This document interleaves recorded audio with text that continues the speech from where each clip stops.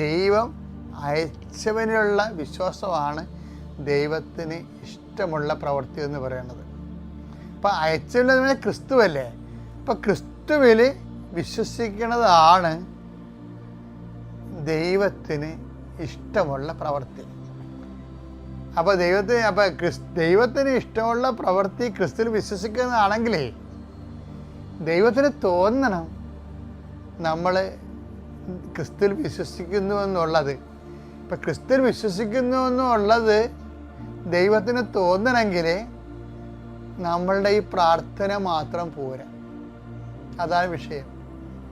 അപ്പോൾ ദൈവത്തിന് നമ്മളെ ഇഷ്ടമാണെന്ന് തോന്നണമെങ്കിൽ പിന്നെ എന്താനുള്ള മുമ്പിലുള്ള വിഷയം, നമ്മുടെ റിസ്ക് എന്താ? റിസ്ക് എന്ന് പറയണത് ദൈവത്തിന് ഇഷ്ടപ്പെടുത്താൻ വേണ്ടി ആണ് ഈ വിശ്വാസത്തിൻ്റെ. എന്തുകൊണ്ട് വിശ്വസിക്കണമെന്ന് ചോദിച്ചു കഴിഞ്ഞാൽ അതിൻ്റെ ഉത്തരവെന്ന് പറയണത്, സിമ്പിളായിട്ടൊരു ഉത്തരവെന്ന് പറയണത് ദൈവത്തിന് ഇഷ്ടപ്പെട്ടവരായി ജീവിക്കാനാണ്. അതാണ് വിശ്വാസത്തിൻ്റെ ലക്ഷ്യം. അതാണ്.